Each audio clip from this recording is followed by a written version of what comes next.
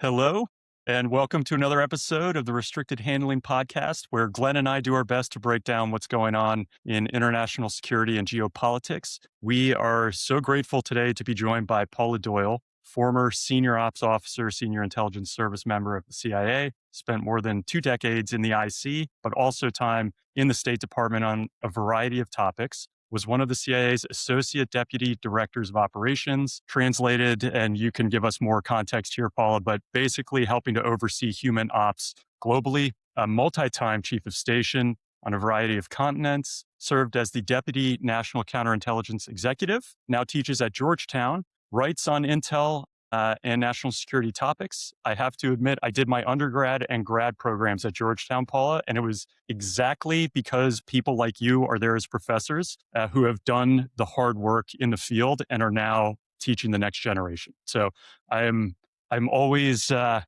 hoping that the students appreciate what great professors they have for folks like you and Glenn. And then lastly, and this was my favorite part of your bio, recipient of the CIA Team Trailblazer Award in 2007 for your role in a decade-long effort against a significant nuclear proliferation network. And we'll let people guess what that might be aligned with. But today we're here to talk Iran and Russia. Paula, thank you so much for being here. This is a Sunday evening recording, March 8th. At night, you've taken time away to do this with us. We are so grateful. And I would just love to ask, how do you know Glenn? Glenn and I met long ago and far away when he and his family showed up in the political section, and he was like a force of nature. He just showed up, and all of a sudden there was this expert from down the hall who knew everything about everything and spoke several languages. He also had 2 children who were about the same ages as my 2 youngest children, and they became fast friends. I'm happy to say I call myself godmother to those boys who are now grown men, and his wife has become one of my 2 best friends in the whole wide world, and there is nothing I wouldn't do to support him during his career. He and I shimmied back and forth. Sometimes he would come into positions that I had recently held. I will tell you, he had the opportunity to serve for and with some of CIA's finest people. And he made younger officers the finest possible officers they could have been at CIA. CIA was so lucky to finally get him arrested out of state. I was lucky to get arrested out of state. I didn't realize it at the time. I thought I was doing just fine. But as it turns out, I could have done better. I love straddling both sides of the policy and intel aisles. And that's one of the things I enjoy about teaching at Georgetown. I feel like I can give the students a little taste of both. For sure. Glenn, why don't you kick us off? Since you two know each other so well, I should say, just for listeners, we just had news break that it looks like the clerics have selected Mojtaba Khamenei as the next leader in Iran. So, Glenn, over to you if you want to kick off with that, or if there's something else. And of course, welcoming Paula for us. Thank you. Yeah, first, it's great to see Paula, although she lives down the road. Paula is one of the reasons why I came over to the dark side, as we call it. She was a great mentor, great friend. Her husband's a great American. Somebody we'll have a beer. We'll talk about Michael, but he's just super. And then her 2 sons are just great young Americans. And even though one of them has an issue with Doritos in the back of the car, which we'll pass on this podcast, we won't focus on that. Let's pass on that one or he'll kill me. And before we jump in, I do want to say, first of all, thank you to my niece and her new husband, Isabella and Chris, for great wedding this last weekend. And then 2 of our new listeners, Derek and Beverly, who just signed up. I ran into them at the wedding. Haven't seen Derek in 35 years. We were inside linebackers together in New York on a football team.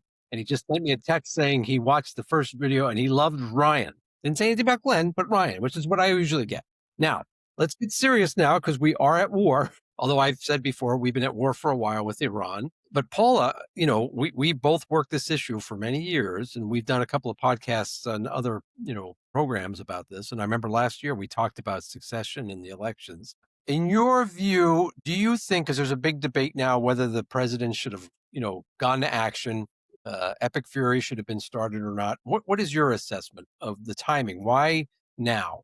Why, after all these years, did we decide to? Yeah, so people like you and me have been saying for the longest time, not that we were big warmongers. I always viewed being a diplomat and intelligence officer that if we didn't go to war, we were successful. if we had to go to war, we flatly failed. And so with that as a predicate, there were multiple times in my career, way back to Beirut, where we lost a family friend, where you look at Reagan's decision to withdraw from Beirut and how Hezbollah grew from that and how it emboldened the IRGC to go, yeah, that's the kind of warfare we want to do. And then to watch, I'm writing a book. It's going to my book agent. I just finished it, just finished his piece of it tonight. So God knows where it's going to go next. But the first word in the title is Hard Truths About Sophistry, Sanctions and Stalemate Diplomacy. We got ourselves stuck, I believe, shortly into the Reagan administration as Hezbollah blew up our embassy and then the Marine barracks. And President Reagan became our first counterterrorism president, that in some sort of wild sophistry where we said, this is terrorism, it's not war. This, not that. And what we saw over the years was Iran reacting to our sophistry by saying, well, if you'll allow this, you might allow that. And if you allow this, then you might allow that. And pretty soon there's a Saudi branch of Hezbollah and we lose Khobar Towers.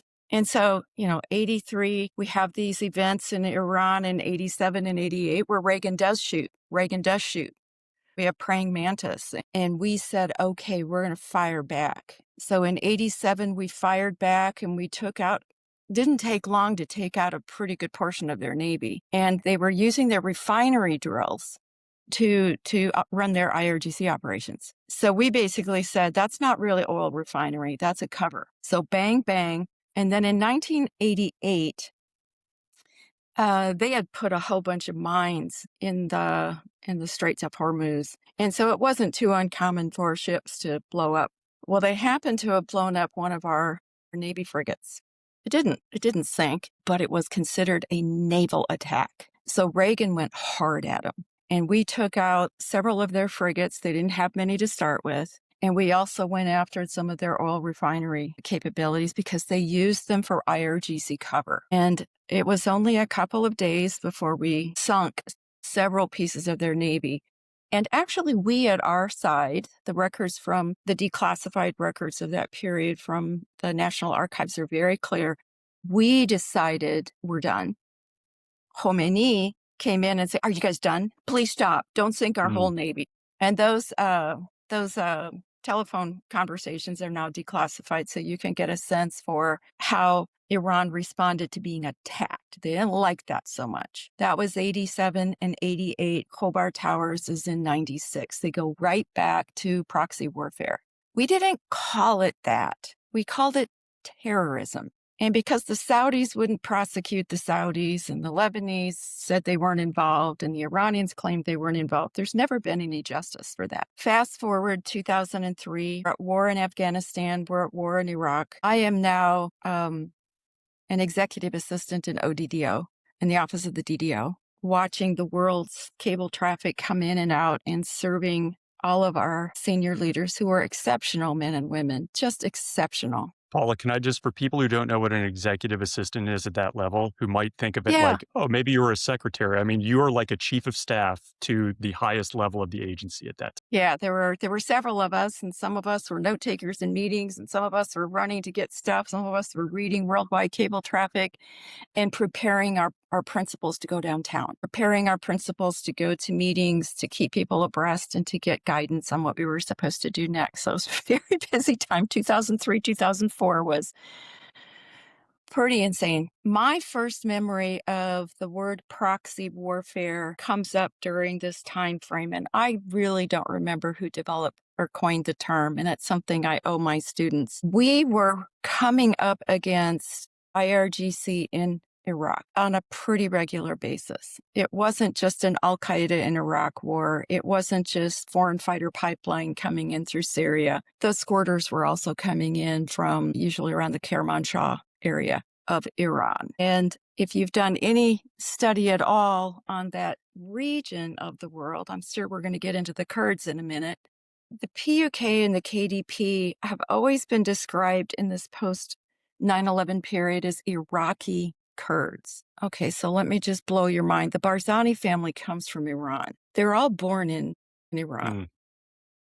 The later generations of children are born in Iraq, but they're Iranians, okay? Just get that in your heads. They have dealt with the Russians. They have dealt with the Soviets. They have dealt with the Brits. They have dealt with Mossad. They have dealt with us. I have a whole class 13 at Georgetown, where all we do is get a piece of paper out and go, who's who and who's in charge and what country are they working with It's now. awesome. It's just Love as that. wild, zig, zig, zig, zig. But in the 2003 to 2006 timeframe, there was a sense that they were Iraqis. And I know that our guys and gals on the ground in Iraq came to find this is a very complicated group of people to deal with. They would squirt across to Iran, and the Iranians were getting help from them to squirt into Iraq and kill us. The Bush administration did not want us to engage in warfare with the Iranians. And Stan McChrystal could give you a nice chapter and verse on what happened one day. I was the chief of operations for Iran at this point when one of the teams gathered up a group of people only to find out that they weren't Iraqis. They were dressed as and posing as Iraqis, but then they pulled out their diplomatic passports and said, not so fast. And we found ourselves holding Iranians. Now what are we going to do?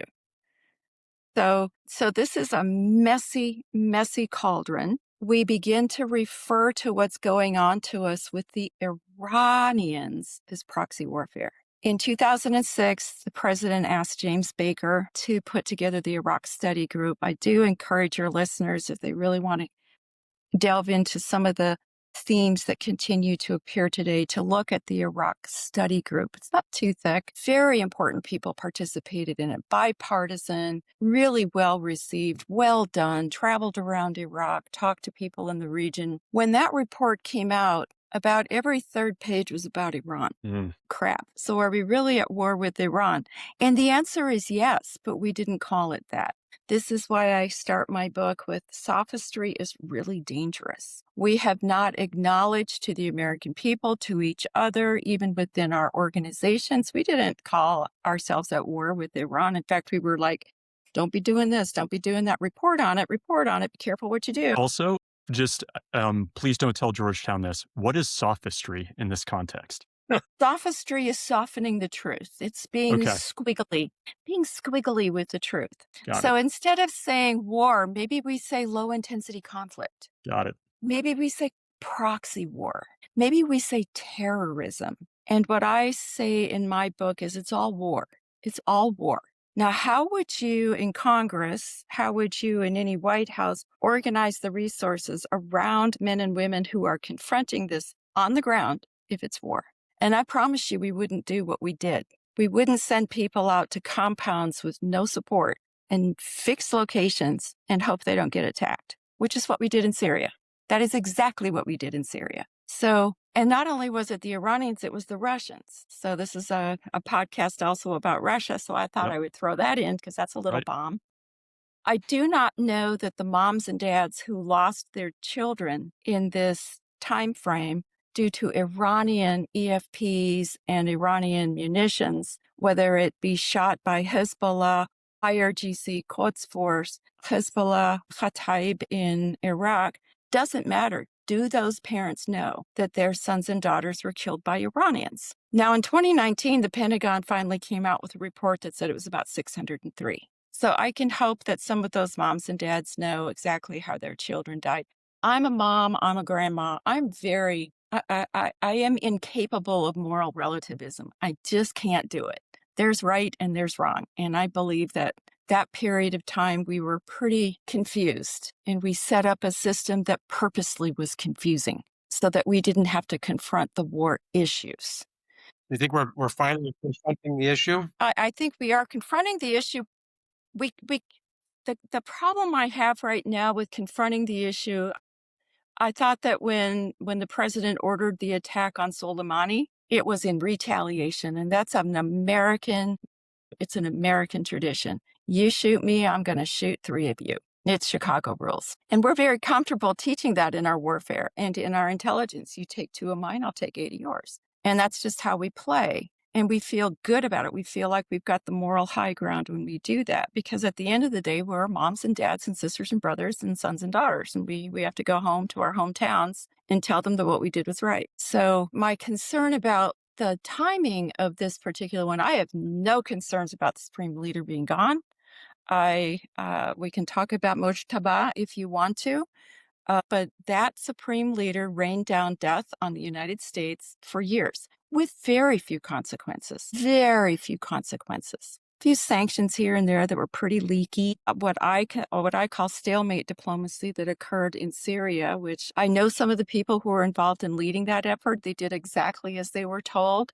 They did it impeccably well. And Russia and Iran ran roughshod over us and Turkey. So I'm not a fan of stalemate diplomacy, not a fan of sophistry, and leaky sanctions. Why bother? By the way, one of our greatest American thinkers, George Carlin, has a whole skit about sophistry and the way He we dealt does. in the English All right. language. It's a great point. So I don't know what the predicate was for this attack on day X, day one. But now we're at it. It's irrevocably done. And I think the military and the intel community have done an impeccable job doing the job they've been ordered to do. And keeping it quiet. I mean, we talk about this a lot. Like, that's a big buildup to keep this quiet for that long and then execute. And Well, the aircraft carrier, the carrier groups were all out there right. for. That's true. If you thought they weren't, look, when you relabel yourself the Department of War, that's an indicator. When you do what you did in Venezuela, that's an Yes. indicator. I don't think anybody should have been surprised. I told That's my fair. students, I don't have a crystal ball. I don't know what day, what time, but I can tell you we're projecting a lot of power. And there can either be a huge miscalculation that causes an incident, or we're about to project war. And Iran has got to make good decisions, or they're going to lose their vote. And they lost their vote. Let's talk Mojtaba then. Curious if you're surprised. And does his move into this position really irritate anyone else who might have had a chance to get into that role, who might be very bitter at this point in time, or that we may have been hopeful for even? Well, I'm pretty sure we weren't hoping for Mojtaba. Mojtaba has been raised like his father. I don't see any soft edges ever. I've never seen a soft edge around him. He spent a lot of time becoming a cleric. His father was selected. He was Team B. He wasn't supposed to be the supreme leader because he wasn't clerical enough. He wasn't religious enough. He wore the black turban, which is a very important symbol. It means that you have done all of the ancestral work to prove that you are in the lineal descendancy of the prophet, peace be upon him, during Ramadan. And so wearing the black turban comes with a lot of responsibility. You have to be Quranically correct. And Ali Khamenei had to go to school. After he was named supreme leader, he had to go to school because the clerics couldn't. He's not quite like the Pope in being infallible, but he was to have been better trained in a theocracy.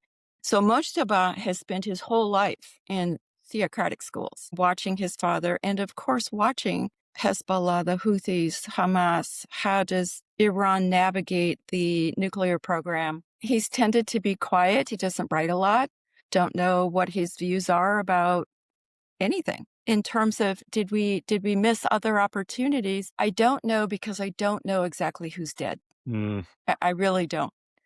Those who, Glenn and I have talked about this before. Velia Difaki is a theocratic jurist system, and it's a system. You don't just fly in and get popular and get a job. The guardians and the experts, there's all these layers of tests and loyalty tests, and are you good enough? Are you Shia enough? Are you pure enough? And so it creates a system of people who have all been vetted and trained and curated to think the same way. I don't see anyone who has been part of this Velia Difaki system, to include the president, having softer ideas. Certainly not Larijani, not Pezeshkian is just trying to hang on by his fingernails, I think. Larijani, I have a lot of respect for Larijani, but he's a hard negotiator. Why is that, Paula? He headed the nuclear negotiations for a very, very long time. Wildly trusted, erudite, well-educated. I think if the president could sit down with him, they would probably like each other. Whereas Mojtaba, I don't think Mojtaba has that kind of exposure to foreign leaders and creating relationships. I see him as a very awkward, for a man who's 53 or 56 years old, he looks like a little boy to me. I think he's been sheltered. I think he's been pretty cloistered. And that's because the supreme leader many, many, many years ago said, I want him. And that runs contrary to Shia election of leaders as opposed to Sunni leaders. They are elected. Sunni leaders are elected. The caliph was always elected when we had a caliph, and it was quite a raucous thing. You could lose your life. Lots of knife scene. A lot of stabbing. How about, Paula, corruption? Corruption in the Quds. Corruption. How do you think that played into this? I mean, Mojtaba was considered the favorite of the Quds Force, or the IRGC, I should say. And some people are speculating that the money flows and all the business also probably had some influence over him coming out on top over Larijani and some of the other potential candidates. What do you think? It seems like the IRGC has become the boneyard. We used to watch the boneyards a lot in the 90s and the early 2000s. And then I was just kind of like, wait a minute, the IRGC, you'd be an IRGC guy and then you retire and you get this great big construction company, or you run a bank. And there was a tremendous graft. Mojtaba has been described as someone who would retain that system and who would therefore gain the loyalty of the people with the guns around him and not kill him. I've been looking for cracks and fissures among the IRGC, and I've been looking for cracks and fissures since January, and actually since the protests started last time around 2 years ago. There are cracks and fissures. You see evidence of it. These IRGC guys, back to being moms and dads, they're moms and dads too. And there comes a point in revolutionary times where you don't want to kill your own kids. And what we see on TV is, they're all marching and they got their high step going and they're perfectly dressed and they're gunned up. But what you're not seeing is what's going on in some of the towns and villages, and have they put their arms down? And in some places they have. And that's really important. That's really important. This is a time frame where, if I were still working at CIA, I'd be just chomping at the bit to find defectors. I would be setting up all kinds of fun stuff all over the world. Come talk to me. Let's have coffee. Come talk to me. Let's have coffee. There is a better way forward. You have got 10 minutes to make up your mind. This is what happened when the wall fell. Mm-hmm. We went out to Stasi officers and says, hey, you got 24 hours. What do you think? Turn, not turn. Turn, not turn. Make a good decision. I'll be back tomorrow, but I won't be back again. Well, Paula, you're talking about, we're touching on regime change, finding people that want something different. And there's one line of argument to saying that by air power alone, the U.S. is not going to be able to change the situation on the ground, right? That there has to be something else. And now there's debate. I think the president said he's not ruling out the deployment of U.S. troops, boots on the ground. And of course, we'll go back to the Kurdish issue. There's a lot of talk in the last couple of days about the U.S. training and arming some of the Kurdish groups to operate inside of Iran. Thoughts on that? Because I have to say, when we talk about Kurds, I always make this point, which I learned from a Russian years ago in Moscow. There's really, I did a run today, 47 different tribes in Iran itself. Right? Multiple different groups, dialects, like some are Shia, some are Sunni, right? So it's not just cut and dry. There's one group of Kurds. And of course, we know in Iraq, in Iran, in Turkey, in Syria, they're all different groups. We just pretty much ended our support for one group that we were working with, the SDF in Syria, as part of the, let's say, movement forward with President al-Shara and the new regime or the new government there. And now we're talking about arming and working with another group. What are your thoughts on that? Do it. Why? Lots of reasons. One of the first things that happened to me when I crossed the bridge from State Department to CIA was working in the Middle East. I had been working on the Middle East peace process before I came over to CIA, and my first foreign posting after training at CIA was in the Middle East, in the Levant. I was at my post for about maybe 2 months when the KDP and PUK turned CIA arms against each other in northern Iraq instead of on Saddam. And it was just a mess. My boss ended up leaving for what was supposed to be 10 weeks in northern Iraq. Came back 2 years later. What a mess. What a royal mess. So I learned very early on, no, don't be trusting these guys. They will stab you in the back. They'll take your weapons and kill you with them. They have other interests. They don't like each other. How are we vetting said 47 groups in Iraq? They're Kurdish. They're not going to take over and run Tehran. The people of Iran will never stand for that. Are you kidding me? What a tone-deaf idea.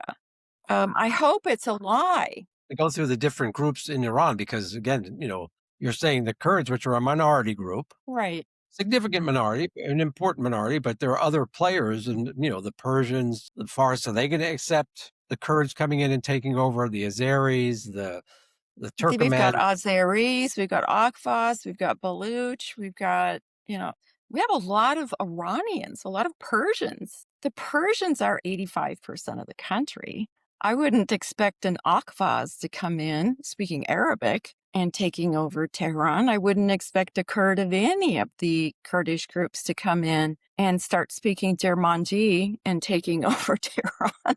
I wouldn't expect a Baluch to come in. And also there are huge regional issues that would come unglued, just come unglued. Turkey almost came unglued over our war in Iraq, because what the Kurds really wanted in northern Iraq was independence, not autonomy. And we were pretty late to that show. We had given them lots and lots and lots of money and arms and encouragement to help us. Having learned from 1996, did things differently in 2003 to 2010. But we created a lot of work for our relationship with Turkey, a NATO member, a country that has a 1 million person standing army that is ready to fight. I wouldn't do it. Iran shares a very significant border with Turkey. Why would we do this? Right. I don't get it. Right. Is one of the arguments that we would go with them, the support that we had seen from them maybe in the Iraq war, as you said, kind of 2003, 2010, with the SDF as well. And there are times where we had walked away from them, but they seem to have been supportive. Maybe the argument could be Iran may not accept them, but them being the boots on the ground, helping to create some type of movement in the country would maybe put them in better standing in whatever comes next. But Paul, I take your point, Yeah. like you cannot trust them, but I'm just wondering if people will see it like, oh, well, we've seen the YPG and SDF work. Why wouldn't this work similarly? So first of all, truth in advertising, YPG, I am on the side of the Turks with this. The YPG was just a made up acronym. It's a bunch of PKK guys, and they're on our terrorist list in shame. Terrorists, right? Terrorist list. On yep, us. FTOs. I've been very upset about this for many, many years. I'm very glad to see us cut ties with a group that I think also gets a little bit mythical credit for things that the Peshmerga did. The Iraqi Peshmerga know how to fight. I have much more pragmatic, warmer sentiments about the Peshmerga than I do about the PUK and the PUK. The Peshmerga, I think you could probably consider a militia type of training to help on the ground.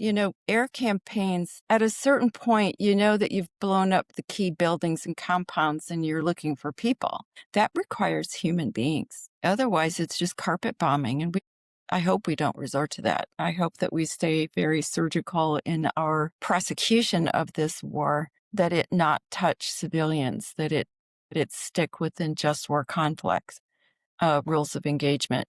Having spotters on the ground who speak the language or at least fit in would be a lot better than you and me walking around. I won't fit in very well. I'm trained very well, but I would stand out like a sore thumb. And there could be times when a PJAC or a PJAC working under Peshmerga guys who's actually done real war with us, real counterterrorism with us, could potentially, help us out. Interesting. Yeah. But I don't see them then going to Tehran and running a government. I don't see that for love nor money. I think it could tear the whole Middle East apart. It shouldn't end that way. Yeah, the Shah's son. Aww. Is a Pahlavi. You think he has any chance of unifying or creating and unifying some kind of opposition? So I think he said on 60 Minutes last week that his job would be, if he were allowed, to create a framework for going forward, but not to be the leader. I think the Pahlavi name it comes with too much baggage. With love in my heart, he has not been in Iran for my whole life. I'm 65. He hasn't been in Iran forever. He left as a little boy. He has an image of what Iran is in his mind. And I think that's a disservice to the young people of Iran. I'm looking for a young, galvanizing leader to come out of this who will generate political parties. It's going to be hard work, but Iran is a young, educated, exciting country. And if given a shot, they will form political parties and figure out how to manage their drought, their electrical grid without nuclear weapons, and to get along with their neighbors. Yeah. I'm confident that the so-called crown prince means well, but I do think that he agitated more people to go on the streets and they got killed. And that's on him. That's on him. Back to the point of the Kurds, not to talk the Kurds, but if we're saying air power alone isn't sufficient and we need people on the ground, or not we, but Iran might need people on the ground, what is the way out here? What is the opportunity, Paula? Like maybe if you were still advising, what is it you would be suggesting to the administration? I was asked this last evening at a dinner with a bunch of energy executives, and the question was, what's the off-ramp? And the only thing I could say is there's none. What's done is irrevocable, and we're on a long road. We're just on a really long road right now. I don't see an off-ramp. That hasn't appeared yet. I find it hard to believe that President Trump would put American troops on the ground in there, just given how he's talked about wars in the past, but hard to know how he'll look at something. I'd be fascinated, Paul. I don't know if you can say anything about the energy meeting you had, but oil energy prices are way up. That feeds right into Russia's hand right now. We've heard about Russia providing intel and targeting data to the Iranians, which probably doesn't surprise. I don't think it would surprise many people, but it's got a news headline there. Any interesting insights from energy execs or takeaways you have, given how important oil and the economy is to this fight? Yeah. Oil and gas run the world. The Strait of Hormuz is not closed, but from an insurance perspective, it could just as well be closed. The countries that managed to get gas out of gutter about 10 days ago are sitting sweet. Nobody else is. There aren't very many ships that have transporting gas has to be at a super, super, super cold temperature. You're talking about ships that don't exist, just a few of them. And when there's no war and you can manage your supply chain and you can come in and out and move freely, you can make a lot of money. But South Pars being attacked is, Qatar, that's Qatar's future. That's Qatar's present and Qatar's future forever. So a lot of nervousness. The Emiratis, there are several of them and most of them don't like each other. It's not the United States. Dubai has been attacked. So you got oil in one place and gas in another. You got gas in Qatar and you got oil up in Abu Dhabi. It's those countries that managed to get their hands on and freeze the gas to get it out 10 days ago. And you can track that on some energy tracker. Several countries did really smart. But that's going to last for about 90 days. That's it. So, hopefully we wrap things up there pretty fast. And the insurance companies they're not saying that you can't go. They're just making it so unaffordable that you can't go. I think they said traffic through the strait is down 90% something over this past week. Glenn, I might come to you with implications of all of this conflict for Russia. They seem to be profiting a little bit. It's only a week, but from oil prices going up. And just as a note, the stock market looks like it's been down in the US maybe 1% to 2%. For reference points, post 9/11, it was down 7%. 2008 crisis, about 7%. COVID was, I think, 12%. So 1% to 2% in a week. It's not atrocious. It's not a crisis, but it is important, Paul, as you just described. There's a supply here that there's a timing to it. But Glenn, from your end, Russia's got to be happy that we're doing this. They can indirectly take shots. It's less munitions or things that can be sent to Ukraine. How do you think Putin's sitting right now? Well, Ryan, my guess is that he's watching this very nervously. We've talked about this before, because if he loses Iran, that's a problem for him. right? Loses Iran as one of his allies, or I would argue one of his proxies in many ways, right? Genau. Right now, the price of oil has gone up. Some experts are saying that's not going to last for very long. So I guess the question is, how long is this going to continue? How long are they going to be able to threaten the Strait of Hormuz? And what is the plan if the war continues to secure the Strait and make sure that the oil and gas can flow again? And then, of course, what are the other alternatives? I'm sure the administration is looking at that. And of course, the Gulf countries are all looking at different options. But I do want to say this. You mentioned the report that came out that said the Russians were providing targeting data to the Iranians. And I just want to go back to, I think it was 2023, when people were bragging that we were helping the Ukrainians with that type of information. And at the time, I said that is the dumbest thing you could do. Like people that were bragging and beating their chests, I said, that's a stupid, stupid thing to do because what goes around comes around. And as Americans, we need to remember what we do comes back on us. And if you're going to do that, you better be prepared for the turnabout. Now, the president said, I heard they asked him and he said, okay, first of all, it's not really helping the Iranians because we're not really having, they're not being able to do much against us. But second, aren't we doing that? Right. And I think so it obviously stuck with him, resonated with him. So hopefully we can learn that lesson. Don't brag about the things you're doing in the intelligence space, right? It may make you feel good, but it doesn't help maybe the people that are going to come after you to fill these critical jobs, puts people in harm's way, actually. And then the next question becomes and Ryan, we've done multiple podcasts about, UAV warfare, next generation warfare, anti-drone. We've had some great experts come on and talk about this stuff. But we've seen again that we are probably woefully ill-prepared for the type of warfare that the Iranians are still able to wage. I think that the U.S. and Israeli air power has done a great deal of damage, especially to the Iranian missile program. And I would say, mashallah. But it's the cheap drones that are the thorn in the side and very dangerous. And so we should remember that too. Like, I think the president held a meeting with executives from some of the big prime contractors, defense contractors. I don't know what was discussed in that meeting, but hopefully he told them, listen, you need to get with it.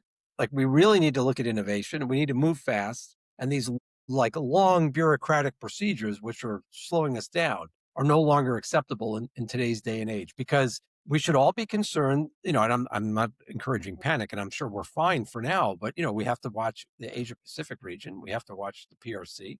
And of course, we have to continue. I made this argument to continue to support the Ukrainians.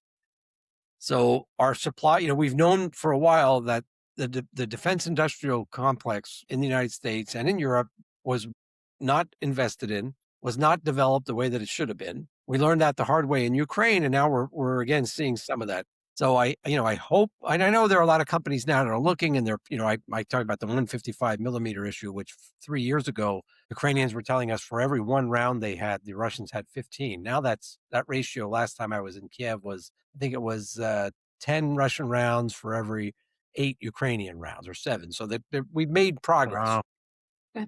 But in the UAV space, we have a big challenge, and the counter drone and counter missile space, because you can't spend a $3 million from a Patriot battery to take out a $800 drone. It's not economically feasible. So I'm going to get off my bandwagon, but these are all things that we should be learning from right now, and really we're going to have to take some corrective actions. Paula, we've taken up a lot of your time. If I can just ask you, as we look at what comes next, you mentioned fractures within the IRGC, and I think that's fascinating. I feel like something like that would have to happen for things to go a little differently than the way it's going. Are there other outcomes or paths like that you think, like, well, if economically they can't pay their security services, maybe that's something? Or what else should we look for hope so that our kids don't go and have to fight on the ground in this country? So I've thought a lot about this in the last few days. I've thought about some of the people I've sat in cars with and safe houses with. And,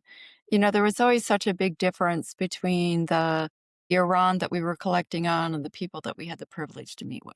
There are plenty of good Iranians out there who want the very best for their families and their country.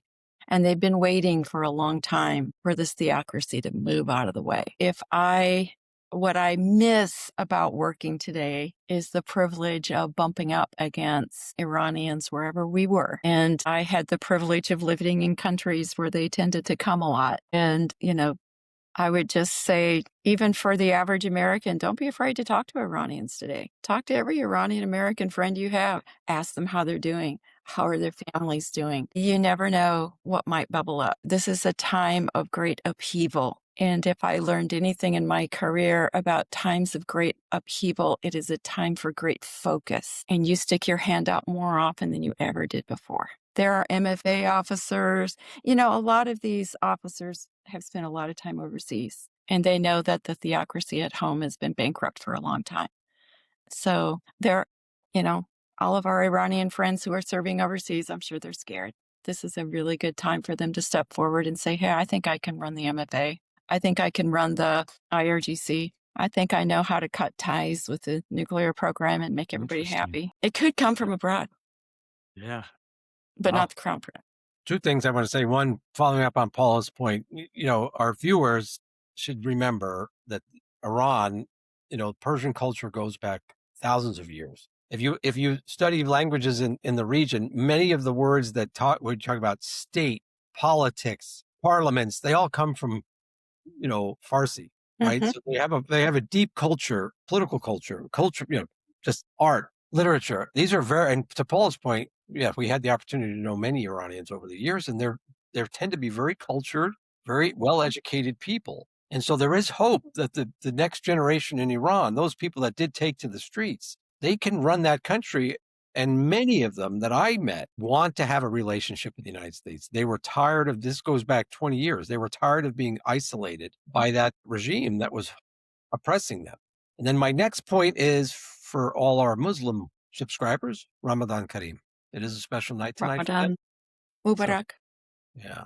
So God bless. Yeah. And thanks, Paula. Thanks for taking Sunday night with us. Of course, you're very welcome. It's my privilege. Students are very fortunate to have you. And I know because I've been to your classes and they love you. And they love you back. If you didn't travel so darn much, I'd get you back there again. The only reason they love me is because every time I come to your class, it's at the end of the semester and you bring drinks and food. So they think I'm like Santa Claus. I do. Nothing to do with it. Paula, when's your book? Hospitality. Well, I have a book agent, and I've just tonight had to go through this whole summarizing of each chapter. It's about 20 chapters long. I don't know. I'm hoping that we'll find a good publisher that wants it early in this year, and then I hear it takes a while to put out a book, so it could be a year. Good luck on that. I've been writing it forever, so I was going to say, I'm sure the hard part is probably done. Kill us all. That's great. I hope we can have you back on to talk. Okay.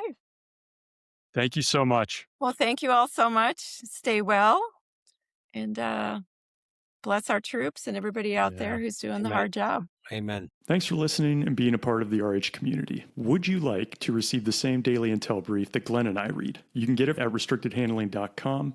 We've curated what we consider to be the most relevant and reputable sources on all things international security, geopolitics, military and intel ops, and economics and sanctions, focused exclusively on Russia, China, Iran, North Korea, and the Middle East, to include accompanying podcasts for Russia, China, economics, and spy stories. Just head to restrictedhandling.com, enter your email, and you'll get the daily briefs that Glenn and I both read, and you can leave comments and questions that we can respond to. Thanks again for listening. Stay safe.